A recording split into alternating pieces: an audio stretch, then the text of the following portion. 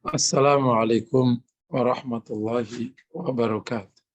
Waalaikumsalam warahmatullahi wabarakatuh. Innal hamdalillahi nahmaduhu wa nasta'inuhu wa nastaghfiruhu wa nastahdi. Wa na'udzu billahi min syururi anfusina wa sayyiati a'malina. Asyhadu an la ilaha illallah wa anna Muhammadan abduhu wa rasuluh. Allahumma fashalli wa sallim wa barik ala nabiyyina wa habibina Muhammad wa ala alihi wa sahbihi wa man tabi'ahum bi ihsanin ila yaumiddin amma ba'd.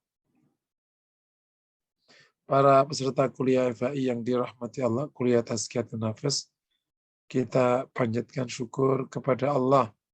Malam hari ini kita bisa bergabung di kuliah online bersama Formula di Institut. Semoga semua hal yang terkait dengan thalabul ilmi, niat usaha kita dan thalabul ilmi ini diterima Allah Subhanahu wa taala.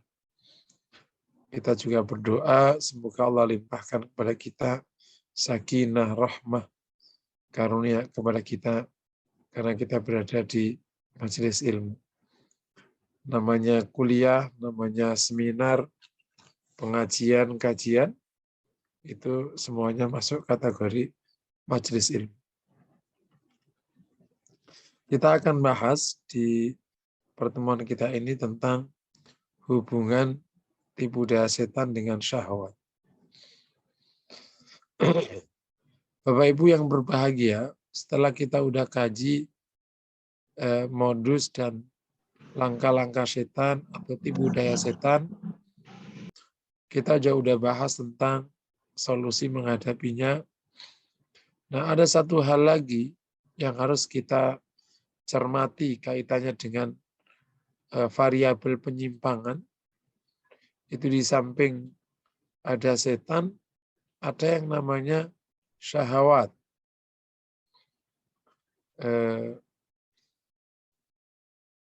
Manusia emang diberikan oleh Allah itu. Jadi demikianlah kesempurnaan ujian, akhirnya ada syahwat itu. Makanya kalau ada pertanyaan, ini pertanyaan kecil suka mengemuka kalau di bulan Ramadan. Bukankah di bulan Ramadan setan-setan dibelenggu? Kok masih ada orang maksiat? Nah, kan masih ada syahwat. Gitu. Jadi ada setan, ada syahwat.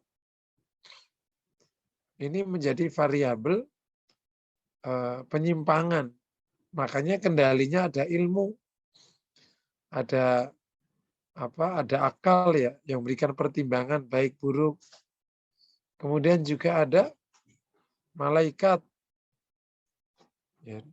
Jadi sudah fair.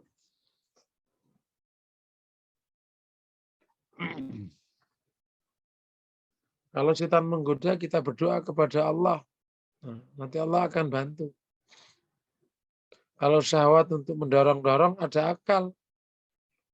Kasih pertimbangan. Dan seterusnya. Nah, syahwat ini disebutkan oleh Allah di Al-Quran dengan urutan yang demikian itu. Zuyyina linnasi hubbus syahawati minan nisa'i wal banin wal qanatiril muqantarati minadh dhahabi wal fiddatil khairil musawwamati wal an'ami wal harth. Dzalika mata'ul hayatid dunya wallahu indahu husnul ma'ab. Diaskan kepada manusia suka keinginan-keinginan. Apa sih syahwat itu? Apa sih syahwat? Asyahwat adalah dorongan untuk mendapatkan yang dianggap lezat atau yang dianggap nikmat. Itu maknanya syahwat. Makanya syahwat itu nggak ada kaitannya dengan yang susah. Syahwat itu pasti seluruh yang maladzat. Makanya terkadang disebut dengan syahwat wal maladzat. Sesuatu yang lezat-lezat. Nikmat-nikmat, enak-enak. Nah, setan pada waktu melancarkan godaannya, tipu dayanya, dia punya mitra di dalam diri manusia yang namanya syahwat. Jadi klop, ibarat kalau di lapangan ya, emang kitanya ingin, terus ada yang dorong. Contohnya kan nih, kita pingin makan nih, terus ada yang nawarin, Bapak nggak mau makan nih. Maulah, nah kan jadi klop.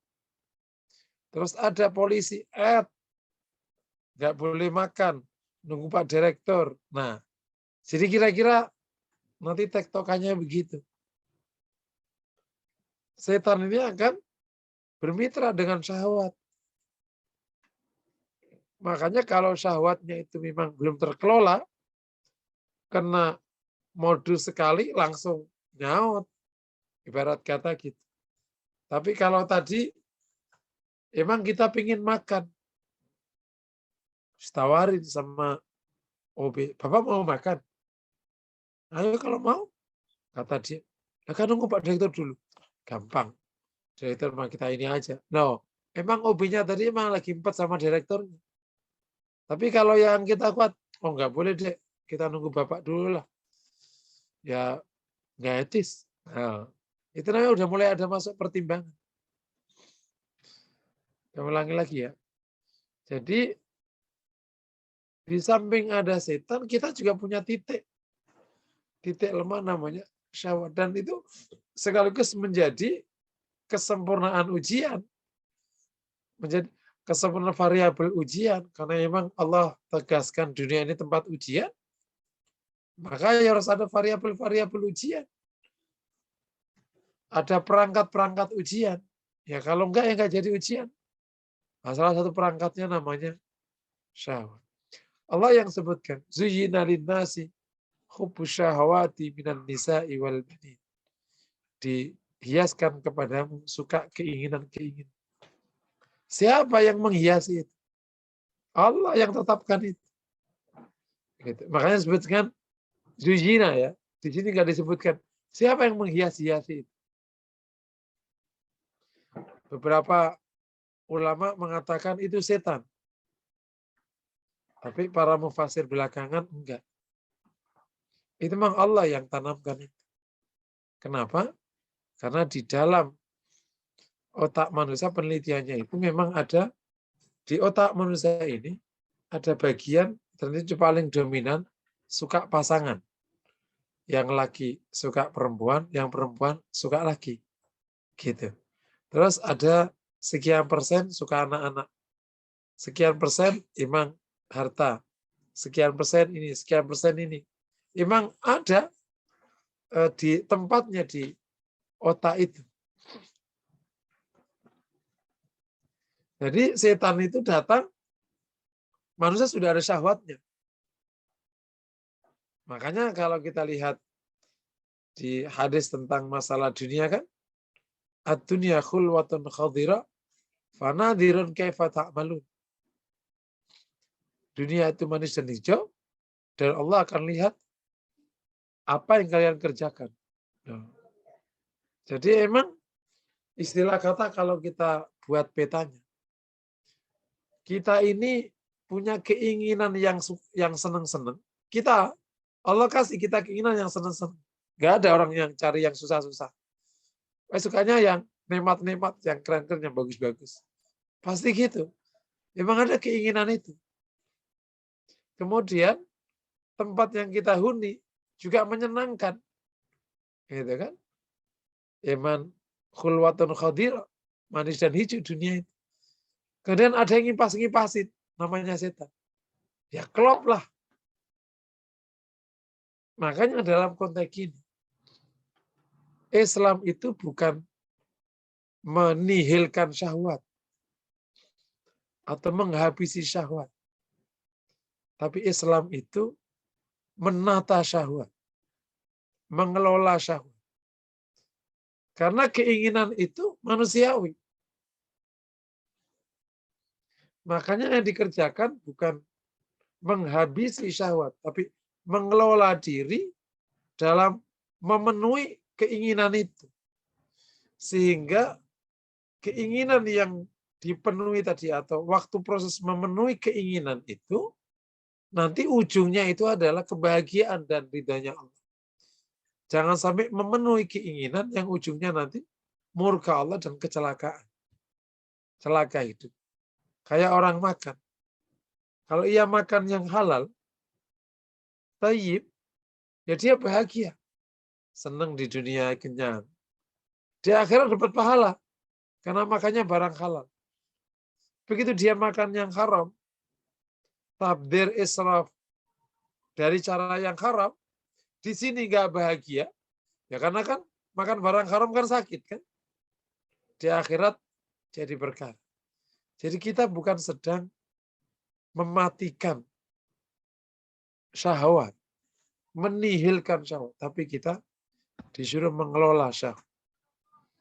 Nah, yang akan kita bahas ini adalah posisi syahwat dan gimana ngelolanya. Kenapa? Karena kita sudah punya variabel yang berat di luar namanya setan yang punya tipu daya. Nah, sementara di dalam diri kita juga punya perkara yang namanya syahwat. Nggak serta-merta kalau setannya selesai, kemudian selesai enggak, masih ada syahwat. Nah, kalau dua pihak ini bergabung kayak apa coba? Tingkat pengaruhnya. Sementara godaannya yang luar biasa, kalau bahasa orang sekarang Yahud godaannya, keinginannya menyala-nyala, nyambung, klep, gitu. Kayak tumbuh dapat tutup. Nah, kayak kucing memang pingin makan, terus ada yang nyodori makan. Kenapa lo nggak makan aja? Kan nggak ada, oh, yaudah ambil aja. Nah udah, dapat. Gitu ya insya Allah ya. Jadi kami ulangi lagi, ada yang namanya syahwat. Allah yang memang izinkan itu terjadi. Kemudian syahwat itu diizinkan untuk dipenuhi, tapi pada batasnya. Jadi memenuhi syahwat itu tidak haram selama pada koridor yang ditetapkan agama. Ingin wanita, nikah. Ingin anak-anak, ya berumah tangga. Jangan nyulek. Ingin harta, ya kerja. Ya bisnis. Ingin punya anak, ya udah sana beli. Dirawat. Disayangi. Punya harta, ya udah sana beli lahan. Terus bercocok tanam. Nikmat.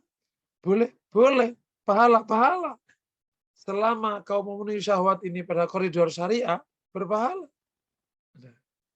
Makanya saya suka sebutkan, sebenarnya perbedaan menjadi soleh sama tidak soleh cuma di pengelolaan ini doang.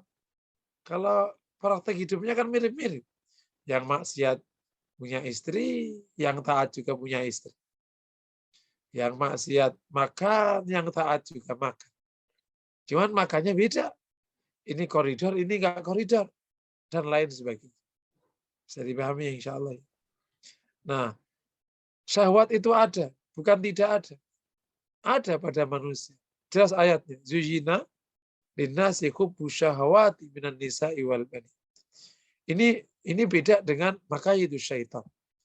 Tipu daya setan itu satu bab yang lain lagi. Syahwat ada dalam diri manusia. Nah, Allah hiaskan keinginan-keinginan itu terhadap beberapa hal. Dan urutan di ayat ini secara penelitian menunjukkan memang besaran minat. Zuyyina linnasi hubbu syahawati minan nisa, itu kalau nggak salah hampir 22% posisi di pikiran.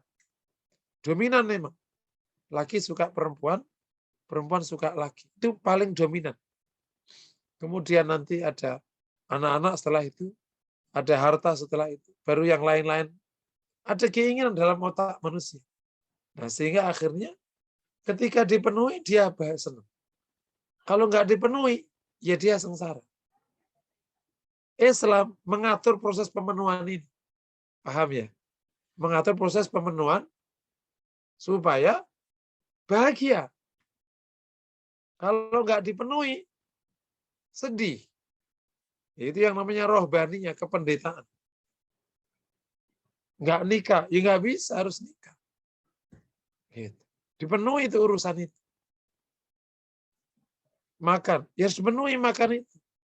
Makanya ada perintah nikah, perintah makan yang halal, memenuhi semua keinginan itu. Nah, ketika dikelola dengan bagus, maka implementasi syahwat menjadi sangat membahagiakan. Lebih daripada itu malah memberikan pahala. Tapi ketika tidak dipenuhi, akan menyengsarakan.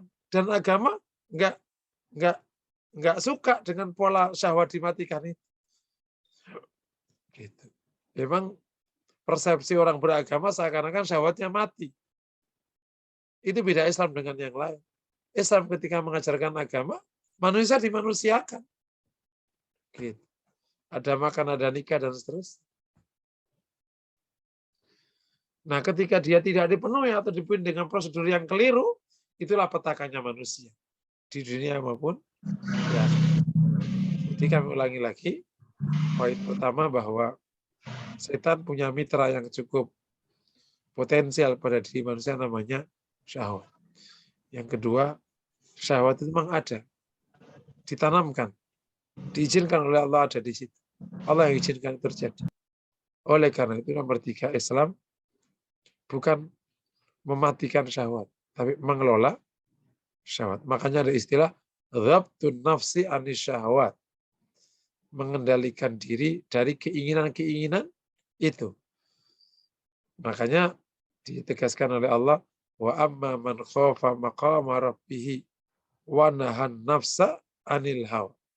Adapun orang yang takut bertemu Allah, takut menghadap Allah, dan dia menahan diri dari hawa nafsu, keinginan-keinginan, maka fa'inal jannata hiyal ma', mengendalikan diri, dikendalikan. Jadi enggak diperturutkan tanpa batas. Dikendalikan, terkendali ya, terkendali. Inginnya segini. Nah, itu yang dicontohkan oleh Rasulullah Sallallahu Alaihi Wasallam. Nah, selebihnya nanti setelah poin ini kita akan bahas tentang apa keinginan-keinginan yang muncul pada diri manusia itu. Kemudian kita akan bahas 3 jenis yang sudah terkenal. Kita akan bahas tentang gimana mengendalikan diri dari syahwat. Dan kemudian mungkin ada hal lain dalam konteks itu. Dan bagaimana hubungannya dengan ketakwaan dan ketaatan. Sebelum lanjut, kalau ada yang bertanya, dipersilakan. Nah.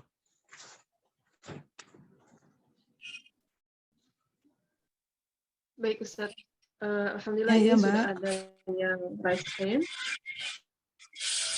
Dengan Ibu Yuli. Silakan Ibu Yuli.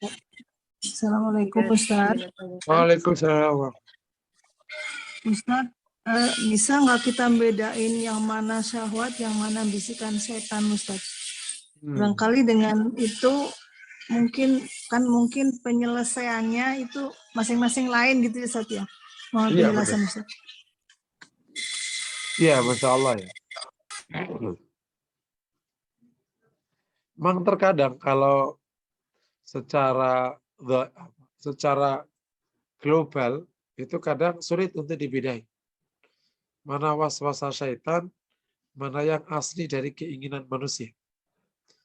Gitu ya. Nah, yang paling gampang itu pas Ramadan. Ramadan setannya kan dibelenggu, berarti dia nggak bekerja. Yang ada itu berarti syahwatnya. Itu syahwatnya itu. Itu kalau pas Ramadan. Tapi di luar Ramadan setan bekerja. Nggak dibelenggu. Meskipun tafsir dari dibelenggunya setan itu macam-macam ya. Ada dibelenggu kepalanya aja dan lain sebagainya. Tapi secara umum itu dibelenggu lah. Nah, kalau kita jeli, ada yang tampak berbeda. Contoh kalau syahwat itu, keinginan akan maladzat. Aslinya syahwat itu. Ingin akan yang senang-senang. Ya, meskipun itu maksiat. Tapi kalau setan, tidak selalu dorong ke yang senang-senang. Gitu. Bisikannya terkadang langsung aja ke maksiat. Contoh kayak gini. Kalau sholat, Allahu Akbar. terus kita kok ingat perkara-perkara, itu bukan syahwat, itu bisikan setan. Karena kan syahwat nggak gitu, kan nggak membuatmu ingat itu. Syahwat itu ya ingin yang seneng-seneng itu. Jadi ke arah maju, bukan ke arah yang belakang-belakang gitu. Kemudian misalnya lupa, yang kemarin modus lupa. Itu kan syahwat nggak ke arah situ. Itu setan. Nah, tapi kalau misalnya tazyin, nah itu bisa agak kan menghias-hiasi. Enak kali gitu. Aku juga ingin. Nah, itu kayak bisa tuh agak numpuk. Gitu. Tapi kalau kita tadi lagi lihat modusnya sama karakter syahwat, dalam banyak praktek, misalnya insya Allah gampang dibedakan. Cuma kalau di was-wasa, gitu, bisikan itu setan tidak ada. Setan punya bisikan. Syahwat nggak pakai bisikan. Syahwat ingin aja langsung. Ingin ini. Gitu. Kalau bisikan kan ada satu proses sudah enak-enak, kamu nggak ingin ini nih. Gitu. Meskipun agak nempel tuh kalau di was-was. Tapi kalau di yang lain ya agak cukup beda. Ya kalau ketemu yang nempel gitu ya kerjanya dua. Gitu aja. Pertama tahu dan seterusnya sebagai cara untuk menghindarkan dari tipu daya setan. Yang kedua ya harus memperkuat zikir agar syahwatnya lebih tenang. Barangkali gitu. Allahu a'lam.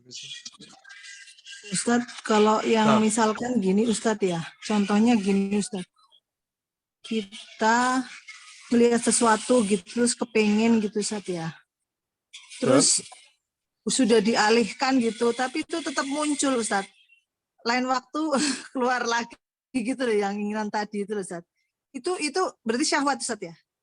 Itu syahwat itu. Syahwat itu. Tidak bisa dialihkan gitu, maksud saya dialihkannya sebentar, tapi nanti kembali lagi ke situ Ustadz. Itu syahwat. Ya? Itu kan keinginan dia. Meskipun bisa jadi ya di satu case syahwat itu ditumpangi oleh was-was setan, bisa jadi dihiasi gitu. Karena kan memang ada modus dari setan yang namanya was-wasa kan, membisikkan. Nah, bisa jadi bisikannya awalnya dibisikkan menimbulkan keinginan, itu sangat mungkin. Gitu.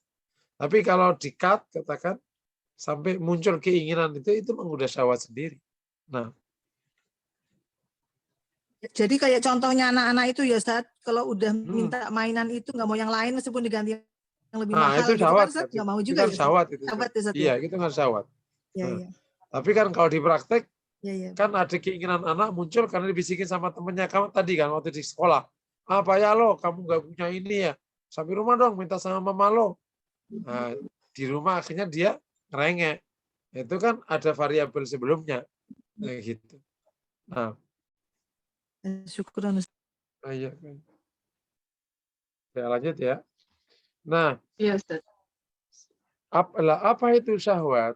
Ada beberapa definisi, tapi secara umum syahwat itu adalah ad-dawafi an-nafsiyah li al-khusuli alal maladzat. Dorongan jiwa atau dorongan rohani, dorongan jiwa, maksudnya suatu dorongan yang ada dalam diri manusia untuk mendapatkan hal-hal yang dianggap nikmat dan lezat. Itu syahwat.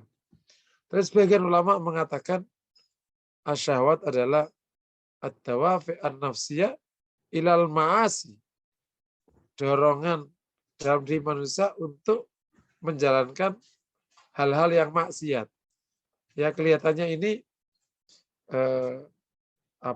definisi yang agak khusus ya. Kayak identifikasi kata. Jadi maksudnya terkadang ada kata, kalau dilihat definisi istilahnya itu umum, tapi persepsinya biasanya itu sudah langsung ke negatif. Kayak syahwat asli keinginan umum. Tapi kalau sudah dikatakan syahwat, itu identik dengan yang maksiat. Kalau yang nggak maksiat namanya bukan syahwat. Ya kira-kira kayak gitu. Jadi baik definisi pertama kedua sebenarnya lebih ke arah persepsi atau penempatannya. Nah, ada 3 kategori syahwat yang sudah sangat terkenal ya, yang disebut dengan syahwat al-malakiyah, keinginan-keinginan bersifat malaikat. Yakni keinginan itu yang perkara-perkara baik. Kemudian yang kedua ada asyahwat al-bahaimiyah, keinginan-keinginan yang bersifat hewan, kebinatangan. Kayak semua yang ada pada hewan ada pada dia, ingin makan, ingin nyerang, ingin apa, bahaimi. Yang ketiga syahwat asyaitoni, yakni keinginan yang bersifat setan. Nah, ini yang definisi yang kedua ke arah ini sebenarnya. Nah, kalau bahaimia itu yang kedua itu, yang enak-enak. Kan kalau binatang kan yang enak-enak aja kan maunya. Apalagi dia kan nggak ada hukum. Jadi yang enak-enak aja. Nah, baik bahaimia atau syaitonia itu bisa muncul. Syahwat sendiri itu bisa dikelola, ditahan sampai dia menjadi malakiyah. Paham ya? Nah, kalau jiwa atau nafas, nah itu yang menjadi 3. Kalau jiwa kan lebih global dan lebih utuh daripada syahwat. Ya, kalau nafas itu ada nafas mutmainnah, nafas ammarah, nafas lawamah. Itu nafas sudah ke arah diri dan jiwa lebih besar ya daripada syahwat. Itu kan cuma keinginannya itu. Hanya keinginannya itu yang disebut dengan syahwat. Yang terkadang disebut dengan hawa. Gitu, hawa. Kalau di tadi wanahan nafsa anil hawa. Hawa mayahwi ilai. Apa yang diinginkan. yakni apa-apa yang kelezatan yang diinginkan. Bisa dipahami ya. Nah, syahwat yang 3 ini bagi manusia perlu ngelola. Karena kalau keinginan ini nggak dikelola, kok keinginannya itu ke syaitonia, ya dia keinginannya kemaksiatan. Itu yang saya suka sebut, kalau maksiat itu dia kayaknya damai. Domino, judi, itulah bahagianya tak terkira. Itu syaitonia. Kalau bahagia yang enak-enak, makan-makan, persiran-persiran. Ini masih bersifat umum ya, bisa maksiat, bisa nggak maksiat. Syaitonia itu justru senangnya yang pas maksiat itu. Keinginannya maksiat. Kalau nggak maksiat, nggak damai. Kalau bahagia, inginnya yang lezat-lezat aja. Nah, bahwa maksiat lezat itu, ya bagi dia nggak apa-apa. Yang penting lezat. Lezatnya halal, boleh juga, nggak apa-apa. Makanya terkadang ada orang, dia pelesiran ke Mekah, habis itu, kemudian ke Eropa. Ya pokoknya seneng-seneng aja. Halal boleh, ya nggak halal. Yang penting seneng aja. Party, bisa halal hanya minum-minum biasa, atau kadang minuman keras. Ya pokoknya yang seneng-seneng aja. Nah, gitu namanya bahaimiyah. Nah, kalau malakiyah atau malakiyah itu keinginannya itu sudah yang bersifat malaikat. Dia justru kelezatannya itu ketika ibadah. Ini yang kayak gini orang nggak bisa diapa-apakan. Pak, kuat banget ya Pak. Lah, gimana? Aku tuh seneng gini. Gitu. Bapak enggak ini, enggak capek tuh begitu. Enggak lah, kenapa? Lah aku senengnya ini kok. Nah, beda ya. Tugas kita itu adalah memastikan keinginan kita menjadi malaki. Itu. Sehingga kalau setan menggoda, nggak ada mitranya. Bahkan akhirnya malah bisa nggak masuk. Gitu. Jadi pahami ya. Nah, kalau syahwatnya dikelola dengan sebaik-baiknya sehingga dia masuk malakiyah, itu keinginannya luar biasa. Orang yang syahwatnya malakiyah, dia akhirnya menjadi ringan dalam hidup. Yang menjadi berat itu kan kalau dia sementara dia ingin taat, tapi keinginannya nggak taat-taat. Dirinya itu, kesenangannya itu yang gitu begitu. Jadi ketika dia taat tuh maksa betul pada dirinya. Lain kan kalau keinginannya emang sudah ke arah itu. Passionnya udah ke situ, ya udah jalan maksimal. Nah, gimana caranya kita akan bahas di belakang. Oke ya, ini sesuai dengan syahwat, pembagian syahwat. Nah, keinginan-keinginan itu ternyata Allah sudah tegaskan di Ali Imran itu. Dan itu sesuai ternyata di penelitian, itu sesuai dengan urutan. Itu yang pertama itu yang paling besar. Zuyyina linnasi hubbu syahawati minan nisa'i wal banin wal qanatiril muqantarati minadh dhahabil fiddati wal khairil musawwamati wal an'am wal harth. Dzalika mata'ul hayatid dunya wallahu indahu husnul ma'ab. Gitu. Ya, Afan. Kita lanjut ya. Nah, kalau orang itu dengan izin Allah bisa kendalikan ya, kelola syahwatnya menjadi malakia, ringan dia hidupnya. Enggak ada perang batin. Bahkan dia mendapatkan kenyamanan dalam kebaikan. Itu yang disebut dengan mansarratuhu hasanatuhu wasa'atu sayyi'atuhu fahuwa mu'min. Barang siapa yang perbuatan baiknya membuat dia bahagia dan perbuatan buruknya membuat dia sedih, dia mukmin. Jadi dia nggak ada perang batin di situ. Itu yang kita bisa tangkap kenapa dia sekhidmat itu. Kenapa dia nggak pernah merasa rugi.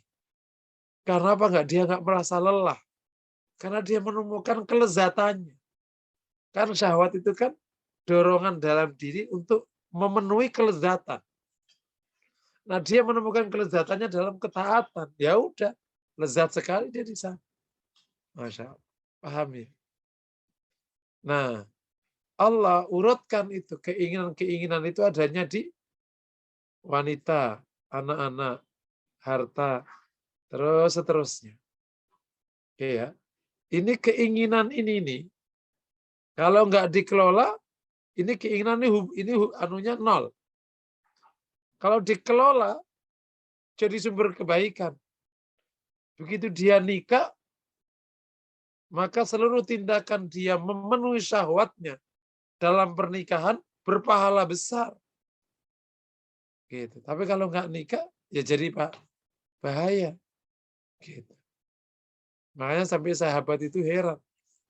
Ya Rasulullah, anak di syahwatana walana ajr. Kami memenuhi syahwat kami dapat pahala. Kata Nabi, gimana kalau kau tempatkan di tempat yang haram, apakah dapat dosa? Benar. Demikian kalau ke tempat yang halal. Loh. Anak nih. Kan kita emang suka ada anak-anak. Begitu kita kelola, kita didik, sumber pahala. Man ala jariyataini hatta tablugha kana ma'i fil jannati hakan. Barang siapa yang didik anak perempuan 2 sampai balik, ya itu jadi anak salihah, maka dia bersamaku seperti ini di surga. Lo bayangin aja. Kita udah senang, kita kan senang anak, punya anak, senang. Kita juga senang ngurus. Dan kita bahagia kalau bisa dampingin, nemenin kuliah, jenguk ke kosannya kalau di luar kota. Kalau di luar negeri ya kita jenguk ke sana. Atau kita nunggu dia pulang, wah dan seterusnya. Senang. Tapi ternyata itu kalau kita kelolanya benar, itu pahalanya nggak sedikit. Demi juga harta. Kita ingin harta senang, ya senang. Tapi keinginan harta ini akhirnya kita kelola menjadi sedekah. Kalau saya ingin harta, jangan di sini nanti hartaku habis. Tak taruh di akhirat. Jadi dan lain sebagainya. Paham ya? Itu Masya Allah indahnya ilmu dan indahnya ilmu tazkiyatun nafas. Ini yang kemudian kenapa juga muncul istilah tazkiyatun nafas?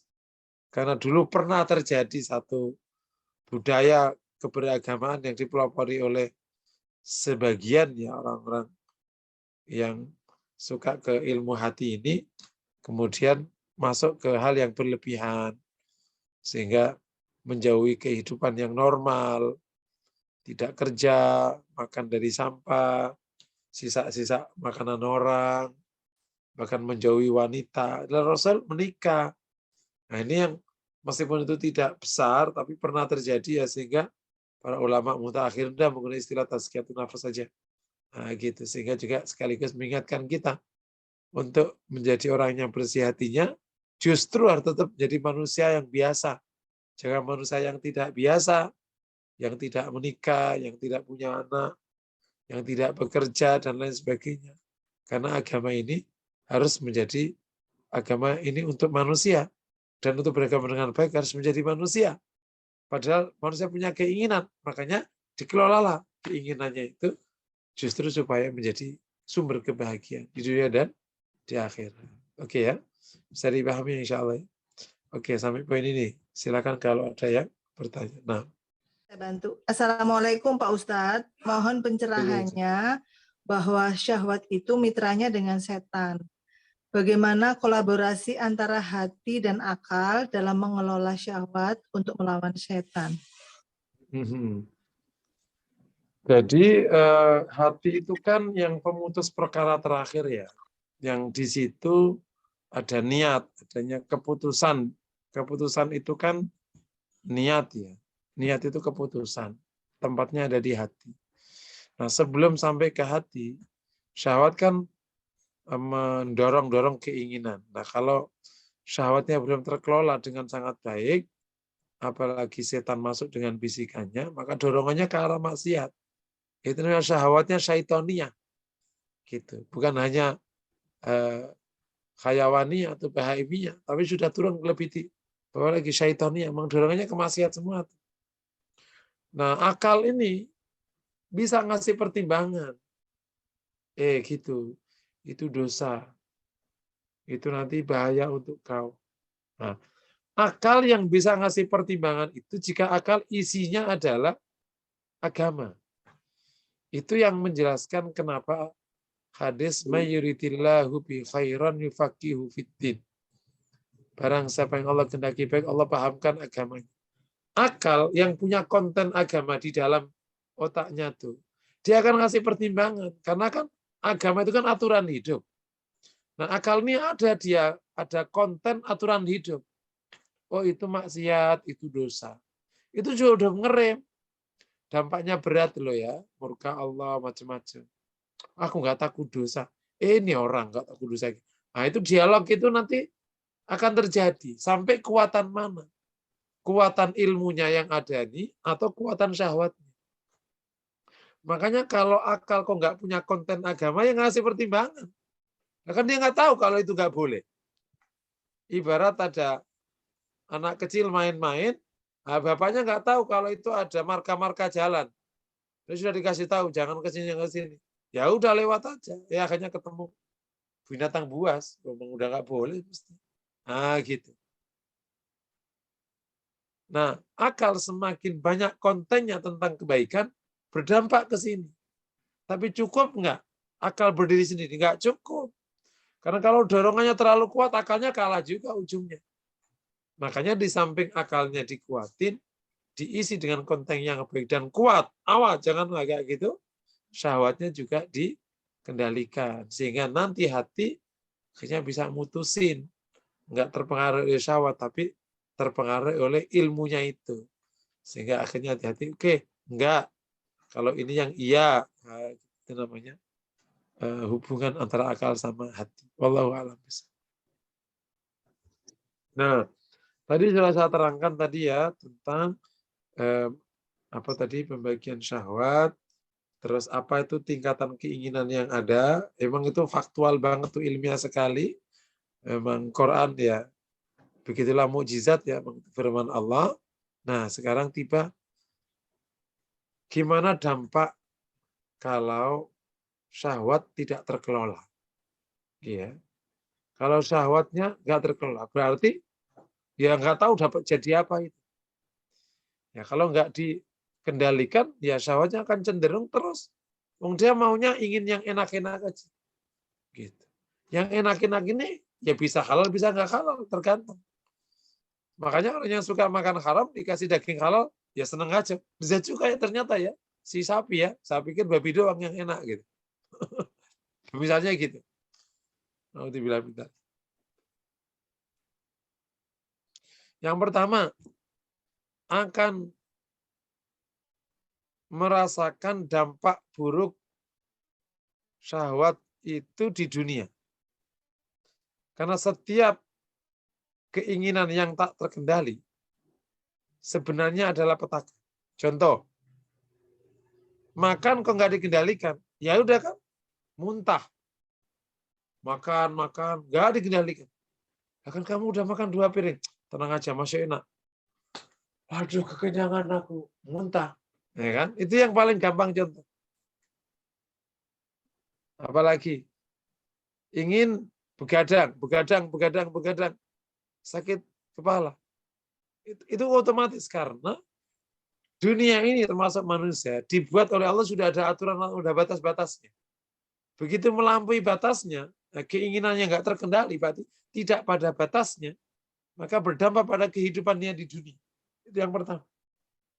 Jadi kalau keinginan terhadap apa tadi, harta, kok nggak terbatas, ya udah bisa 20 tahun itu di penjara. Kalau dunia, apalagi akhirat. Iya, itu yang pertama. Jadi jangan dianggap remeh. Kalau syahwat nggak terkendali, kemudian orangnya bahagia, oh, syahwat nggak terkendali sama saja nyari susah hidup itu. Syahwat kok nggak terkendali, itu sama saja nyari susah dalam hidup. Ada orang nggak bisa makan kalau nggak di luar. Sampai kapan mau makan di luar? Lain kalau syahwatnya terkendali. Makan di dalam oke, di rumah oke, di luar oke. Seneng. Dia menikmati kok. Ada orang nggak bisa pakai baju kalau nggak harganya berpuluh-puluh. Mahal lah. Maka gitu syahwat. Nggak bisa nerima dengan yang sederhana. Susah sendiri. Dan lain sebagainya. Yang kedua, tidak terlalu mustahil jika syahwat ini keinginannya benar-benar dilepas, ketemunya bisa maksiat. Tadi kan, ingin pasangan, nggak terkendali, yang maksiat. Kalau terkendali, ya dalam pernikahan aja. Nikah. Udah apa aja udah. Pokoknya batasnya nikah. Di luar nikah nggak mau. Misalnya gitu. Ya, bukan sekedar tidak mustahil untuk maksiat, tapi malah bisa jadi sebagian besarnya ketemu maksiat kalau nggak terkendali keinginan itu. Ya kan ingin harta, kok nggak terkendali? Ya yang haram pun masukin dong. Saking pengennya harta, inginnya punya kendaraan, ya apa aja bisa dimasuk. Mereka terkendali, wah nggak bisa, harus nggak bisa. Ini haram nih, nggak bisa. Gitu. Oke ya. Yang ketiga, syahwatnya nggak terkendali dengan persalinan, keinginannya kok dilepas, maka sebagaimana yang disebutkan di banyak ayat, berpeluang dapat ancaman azab kelak di akhir. Fa'inal jahima hiyal ma'wa. Jahim itu yang menjadi tempat. Gitu. Oke ya. Ini 3 ini cukup membuat kita harus meyakinkan diri kita untuk kendalikan syahwat. Jadi keinginan harus dikendalikan. Jangan dimatikan, tapi jangan dilepas. Tapi dikendalikan. Paham ya? Nah, istilah mengendalikan itu namanya nahan nafsa anil hawa. Menahan diri dari keinginan-keinginan. Atau terkadang sekarang para ulama nyebut dhabtun nafsi anis syahwat. Yani mengendalikan diri dari keinginan-keinginan. Nah, gimana bisa mengendalikan diri dari keinginan itu? Kan keinginan ini muncul. Atau masalah lain, gimana mengendalikan keinginan-keinginan itu? Supaya tidak liar, tidak lepas. Keinginannya itu bisa terkendali. Kalau contoh anak-anak, aku mau mainan, ya nak, gitu ya. Kita cari yang pas ya nak. Aku maunya ini nggak, itu namanya nggak terkendali. Tapi yang terkendali, ya nak, ini mama pas nggak bawa uang. Nanti ya kan besok kita mau ke sini lagi. Besok aja. Iya, Ma. Itu namanya keinginannya terkendali. Atau, nah kamu kan barusan beli mainan kemarin. Enggak ya. Oh gitu, Ma, ya nggak boleh beli lagi. Nggak boleh. Ya udah deh, Ma. Nah, terkendali. Kalau bulan depannya lagi boleh nggak, Ma? Boleh. Kalau sebulan ya satu aja, sebulan saya beli beberapa. Ma, bulan ini udah boleh. Oh, mau pengen ya? Iya. Yang ini boleh nggak? Kok mahal ya, Dek? Kalau ini, nah ini boleh. Nah, itu namanya terkendali keinginannya. Paham ya? Nah, mengendalikan ini ada beberapa cara. Ada beberapa tip ya. Dan banyak sekali kalau kita lihat literatur, para ulama, berbagai macam versi. Tapi coba saya ringkas-ringkas. Yang pertama itu adalah memperkuat visi akhirat tentang surga neraka. Itu insya Allah membantu sekali kita bisa enggak gitu. Kalau ada keinginan. Karena begitu kita kuat visi akhiratnya, berarti kan kita ingin dapat surga dengan izin Allah dan kita selamat dari neraka. Ada keinginan untuk selamat dari neraka. Sehingga kalau memperturutkan, enggak, ada pintar gitu. Enak sebentar, terpasak, susah gitu. Paham ya? Itu memang memperkuat visi akhirat itu akan banyak membuat kita berhentilah, minimal nggak sampai liar-liar banget tuh. Gitu. Itu yang pertama. Yang kedua, zikrullah diperbanyak. Ya, di dalam jiwa ini, baik yang lengkap ini kan seperti kayak hewan. Makanya harus dijinakkan. Menjinakkan kuda liar itu masuk air, dimasukkan ke air. Nah, zikir itu kayak air. Kalau dia banyak berzikir, insya Allah lumer di hati. Nah, lumer ini syahwat, mulai akhirnya menikmati itu, zikrullah itu. Kan yang jadi masalah kan kelezatannya ada di luar sana. Kalau kelezatannya ada di sini, ya sudah lezatnya udah di sini. Gitu. Duduk tilawah itu lezat. Ada yang maunya itu main mulu kemana-mana. Itu berarti beda kenikmatan. Memang kenikmatannya beda. Yang ini kenikmatannya baca buku. Ini kenikmatannya ngaji. Yang Allah kenikmatannya kemana-mana. Ya beda lagi. Yang beda passion namanya itu. Nah, kalau dikelola diperbanyak, nanti lama-lama nikmat itu sendiri. Karena memang sebenarnya ala bidzikrillah tatmainnul qulub. Iya. Itu yang kedua. Yang ketiga, hadirkan, ingat selalu dampak buruk syahwat kalau diperturutkan. Bisa dengan melihat kisah-kisah nyata, cerita-cerita orang sebelah. Tuh, akhirnya hancur tuh karirnya. Tuh, gitu-gitu tuh. Tuh akhirnya tuh dulu waktu muda makan sampai enggak ngitung gitu. Makan enggak pakai aturan. Sekarang udah tuh 50, udah stroke. Loh, kayak gitu-gitu itu bisa menjadi pengingat kita untuk tidak memperturutkan. Tidak memperturutkan keinginan. Gitu. Makanya ada ulama ungkapan. Seseorang yang memperturutkan hal mubah sekalipun itu buruk. Karena hal mubah itu kalau melebihi batas, ya buruk. Makan itu mubah. Tapi kalau nggak dikendalikan, buruk. Makan apa aja bahaya. Itu contoh. Menghadirkan dampak memperturutkan keinginan. Tanpa ada pengendalian sama sekali. Itu luar biasa kemana-mana.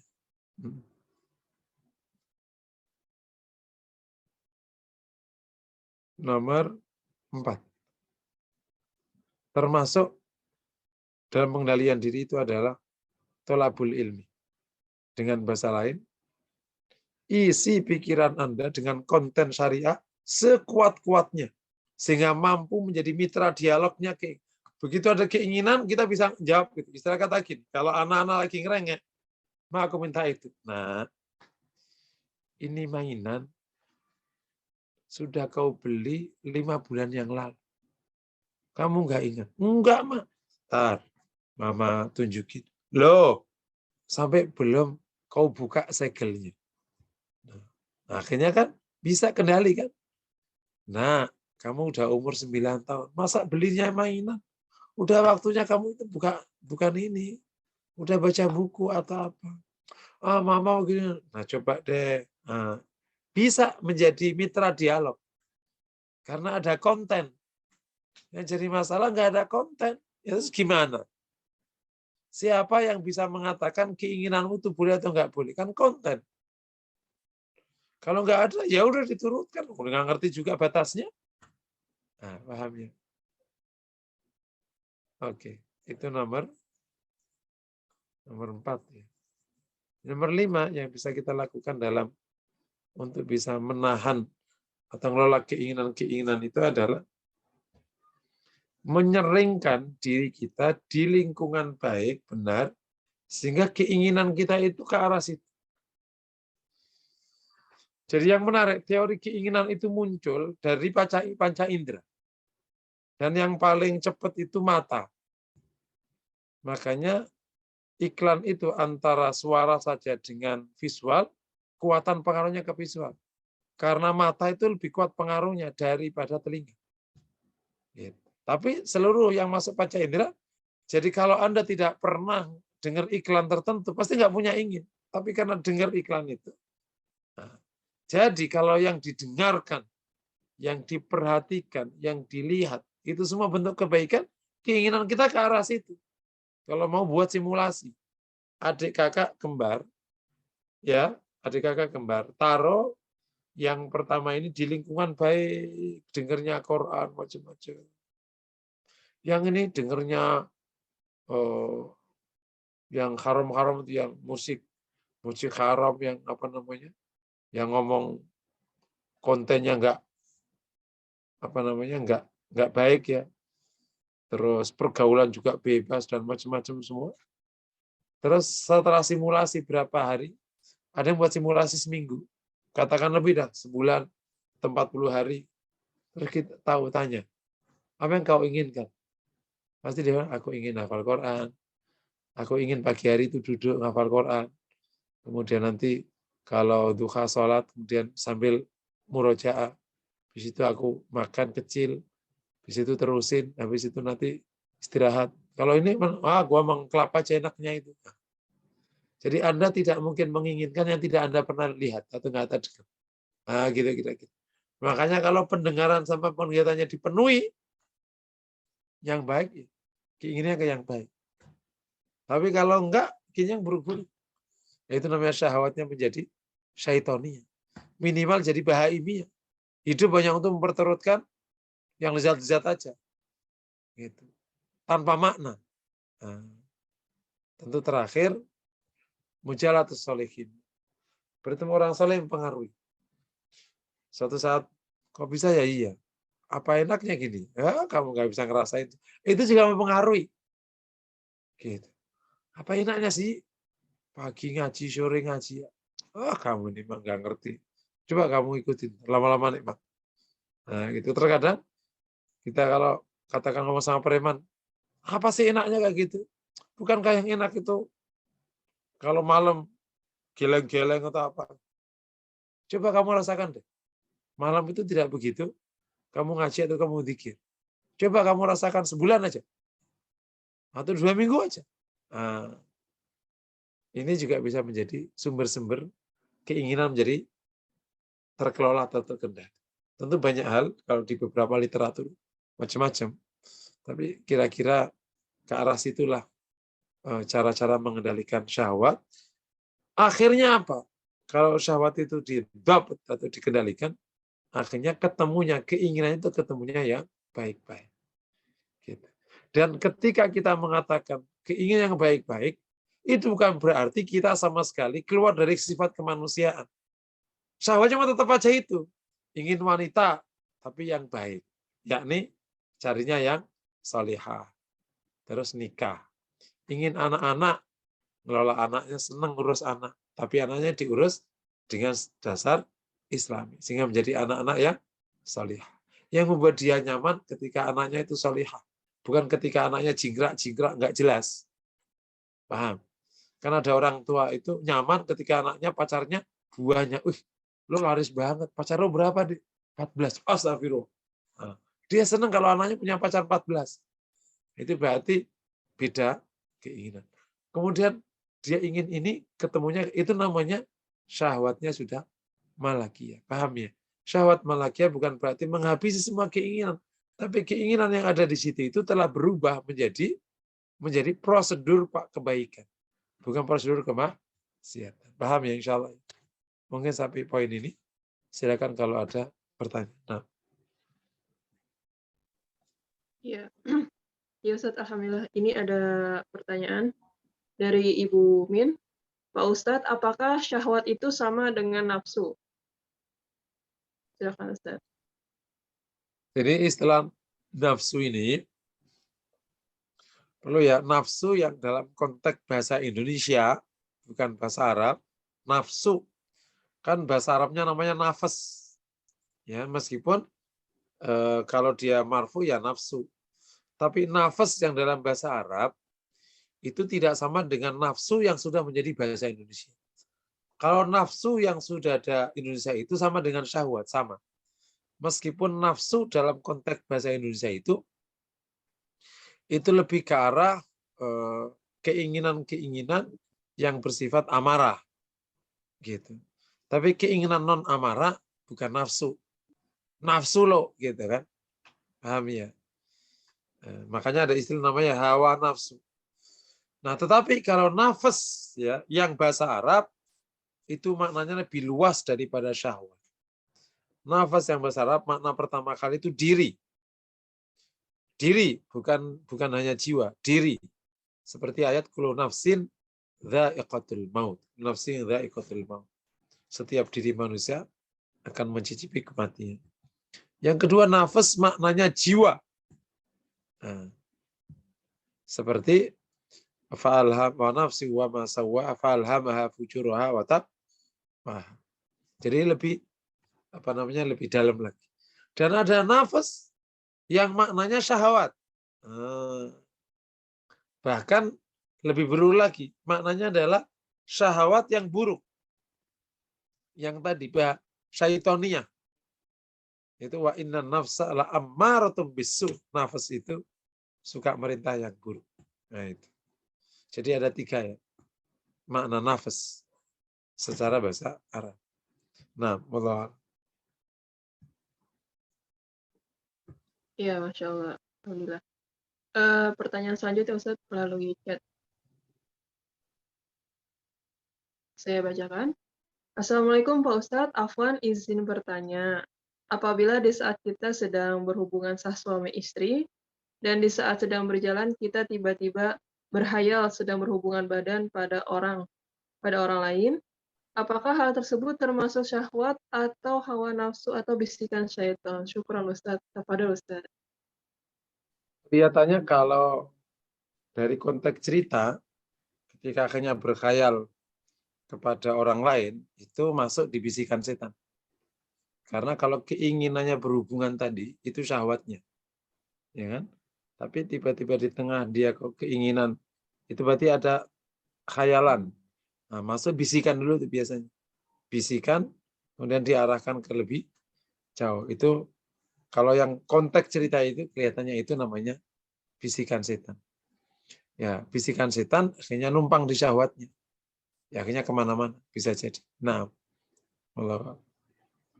Baik. Nah itu kalau kayak gitu perlu langsung dihentikan ya. Kalau bisikan setan berarti kan langsung ta'awud ya.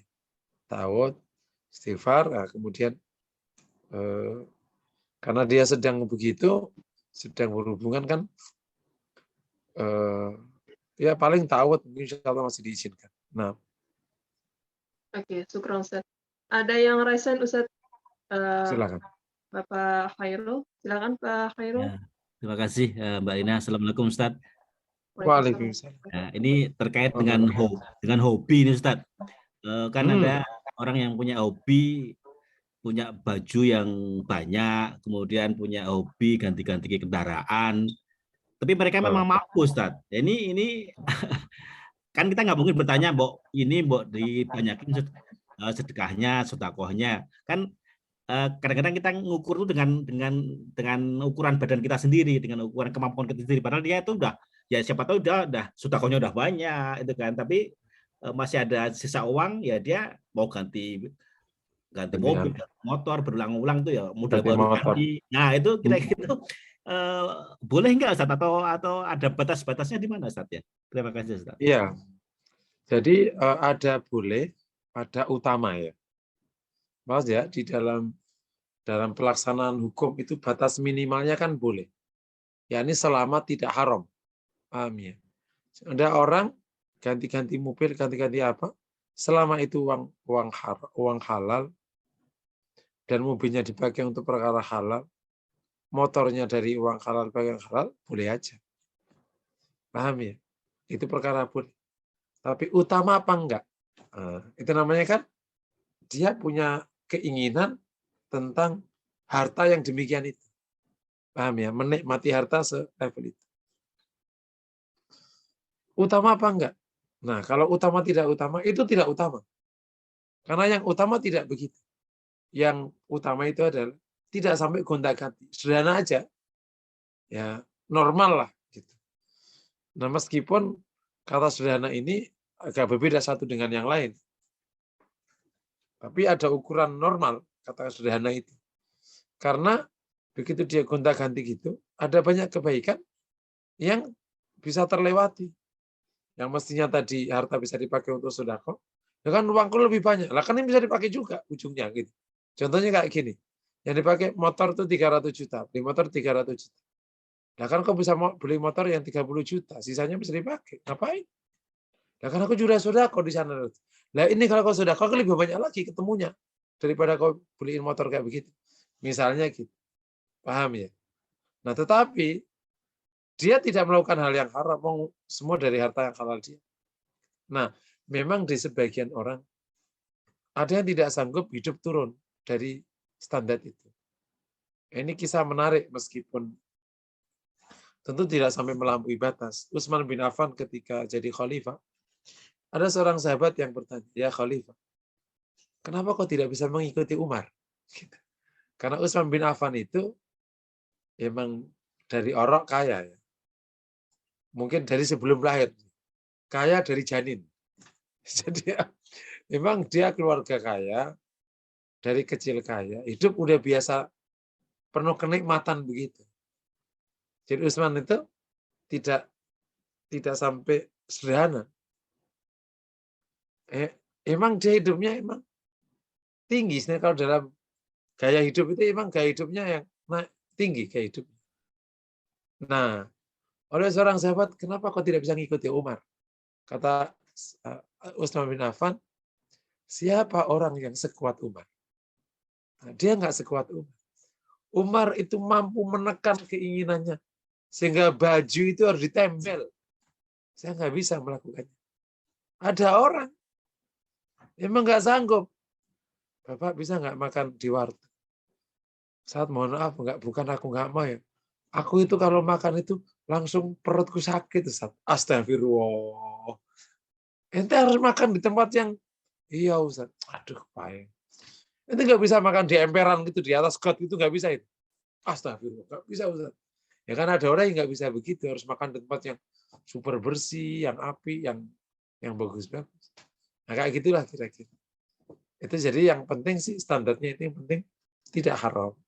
Tapi kalau yang tadi ceritakan tadi ya itu tidak utama. Sayang aja itu. Kalau dia bisa tidak begitu, banyak kebaikan yang bisa dijalankan. Dengan motor 300, dia beli motor 30, bisa 270. Ya karena aku sudah punya, ya udah kau bisa pakai inkubasi bisnis, modalin orang, apalagi itu, modalin anak muda, bikin lapangan basket depan masjid, banyak manfaat yang bisa kau lakukan dan macam-macam. Wallahu a'lam. Di masalah alokasi resources ya, Ustaz ya. Betul. Nah, nanti itu dibahas di cabang iman 41 42 itu. Alokasi. Jadi bukan sekedar boleh nggak boleh, tapi utama apa nggak utama. Nanti naik lagi.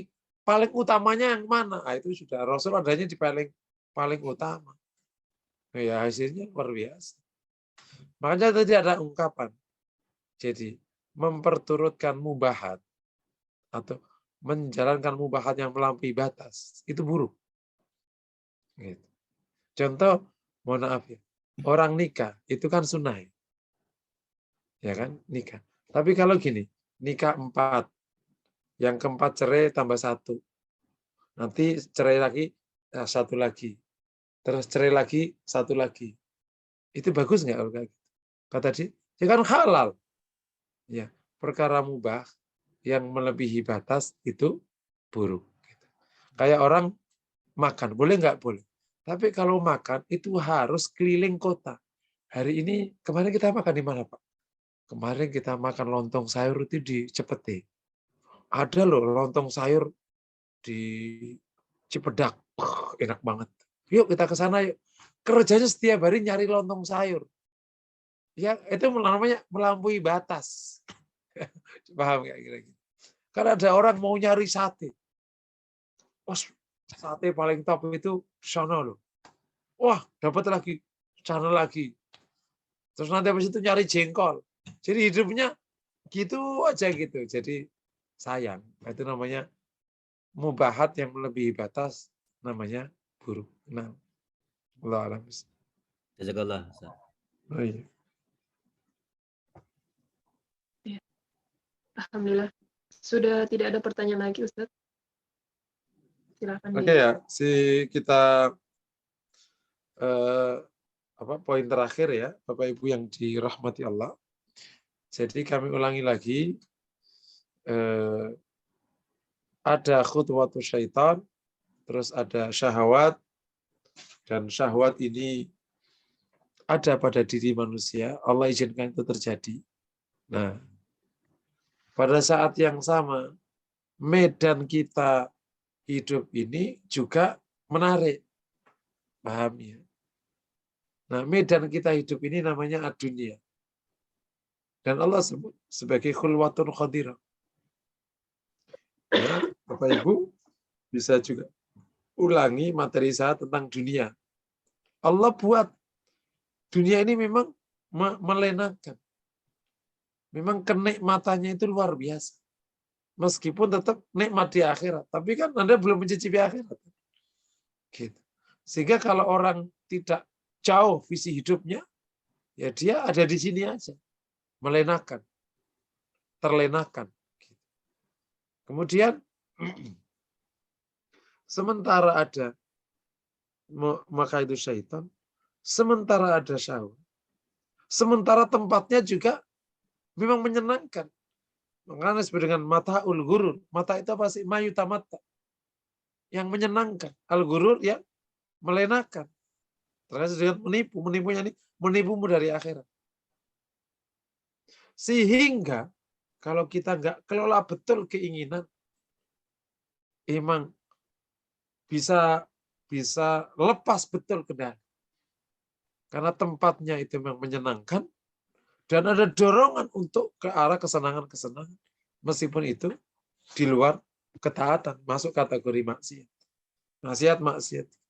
Jadi pesan utamanya, ayo kita kendalikan syahwat agar menjadi syahwat malakiyah. Oke ya. Dan dari situ, maka keinginan-keinginan itu akan selalu sejalan dengan kebaikan. Sejalan dengan ketaatan. Tapi lagi-lagi, ini semua adalah karunia dari Allah SWT. Salah satu ulama besar dari Mesir memiliki tip cukup menarik, tapi saya baca Syekh Ali Jum'ah. Namanya Syekh Ali Jum'ah. Cukup menarik meskipun agak filosofis ngasih. Beliau ditanya tentang, Syekh, saya ini ingin ini, akhirnya kejebak maksiat, akhirnya nyesel. Ingin ini, kejebak maksiat, akhirnya gitu. Ali cuma punya beberapa tip. Yang pertama, jadikan Rasulullah itu menjadi teladan utamamu, bahkan seperti ayahmu. Tentu ini istilah yang agak kurang pas. Tapi lebih tepatnya, teladan utama. Jadi Nabi itu di depan mata. Jadi kau itu didik sama Nabi langsung, istilahnya gitu. Jadi jadikan Nabi itu pendidik langsung. Kamu nggak punya ayah, nggak punya ibu. Gitu. Jadi kau itu yang didik Rasulullah langsung. Caranya gimana? Hadirkan Nabi setiap saat. Lewat sunnahnya, hadisnya, lewat kuduahnya, lewat syama'ilnya, lewat sirohnya, terus saja. Itulah ayahmu. Istilahnya, itulah pendidikmu. Sehingga waktu kau tumbuh, itu kau tumbuh bersama Nabi. Bagus juga itu tipnya. Jadi kayak anak kecil yang didik Nabi. Bayangin. Dahsyat sekali. Paham ya? Itu yang pertama. Yang kedua, selalulah punya hubungan yang kokoh dengan Allah. Ittisal billahi qawi. Hubungan dengan Allah itu harus kuat. Salah satunya bentuknya sholat dan zikir. Itu. Kalau hubungan sama Allah kuat, syahwatnya nggak bisa kemana-mana lah, nggak berani lah. Paham ya? Ibarat kalau kau duduk samping orang yang berpengaruh, tentu Allah nggak sama dengan siapa. Kamu kan nggak bisa kemana-mana, nggak bisa makan sembarangan, nggak bisa. Jadi ittisal billahi qawi. Kuwatul ittisal billah. Yang ketiga, memiliki hubungan yang baik dengan orang-orang soleh. Sehingga dia membantumu untuk mengendalikan keinginan. Karena dia sering menasihati. Gitu. Makanya ada ungkapan dari ulama,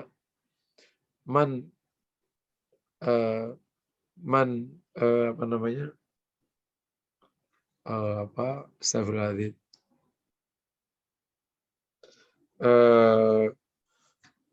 Man yang membawamu ya, man hamalaka illa dunya faqad ghasyak. Yang membawamu kepada dunia, maka ia telah menipumu. Man hamalaka ilal amal, yang membawamu untuk beramal, itu telah membuatmu lelah. Tapi man hamalaka ilallah faqad nasaha. Yang membawamu kepada Allah, maka dia telah bertindak tulus padamu.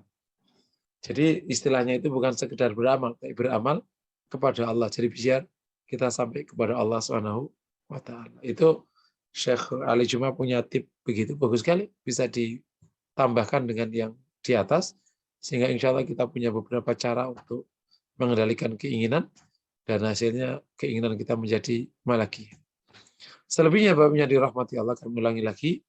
Kalau tipu daya setan sudah terselesaikan, syahwat juga sudah, nah tinggal dunia ini kita pandangnya seperti apa. Ya, kembali kepada materi di dunia yang sudah kita bahas di tafkir Islami. Jadi mindset tentang dunia udah benar, syahwatnya terkelola, setannya teratasi, udah.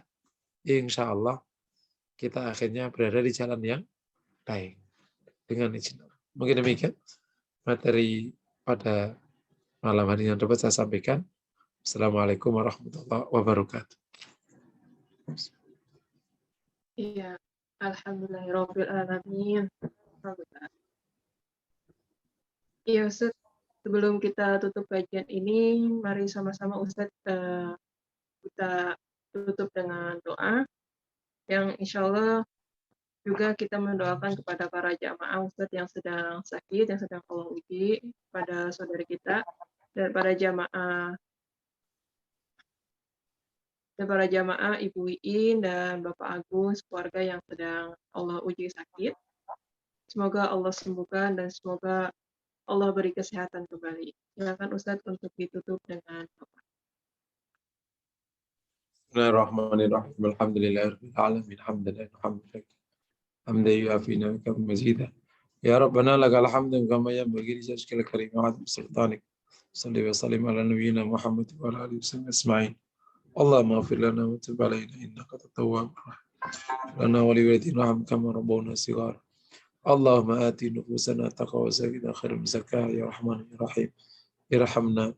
Allah ya Fattahu ya Mannan ya Fattahu ya Mannan ya Rahman ya Rahman ya Rahim. Ya Razzaqu ya Karim ya Razzaqu ya Ghani ya Karim. Iftah lana abwaab rahmatika وافتح لنا أبواب رزقك وافتح لنا أبواب فضلك وكرمك وجودك. اللهم يا حي يا قيوم لا إله إلا أنت إليك نستغيث أصلح لنا شؤوننا كلها ولا تكلنا إلى نفسنا طرفة عين. ربنا آتنا في الدنيا حسنة وفي الآخرة حسنة وقنا عذاب النار.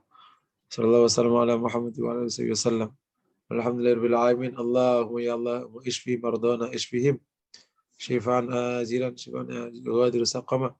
الله رب الناس اذهب بالبأس اشفي وأنت الشافي لا شفاء إلا شفاء شفاء الناس يغادر سقما. اللهم عافنا في أسدنا عافنا في أسمنا عافنا في أبصارنا. ربنا ظلمنا أنفسنا وإن لم تغفر لنا وترحمنا كنا من الخاسرين. وصلى الله وسلم على محمد وعلى آله وصحبه وسلم والحمد لله رب العالمين. Amin ya Allah Oke, ya Rabbal kita akhiri ya sama-sama dengan doa kafatul majelis. Subhanakallahumma wa bihamdika. Alamin. Asyhadu an la ilaha illa anta astaghfiruka wa atubu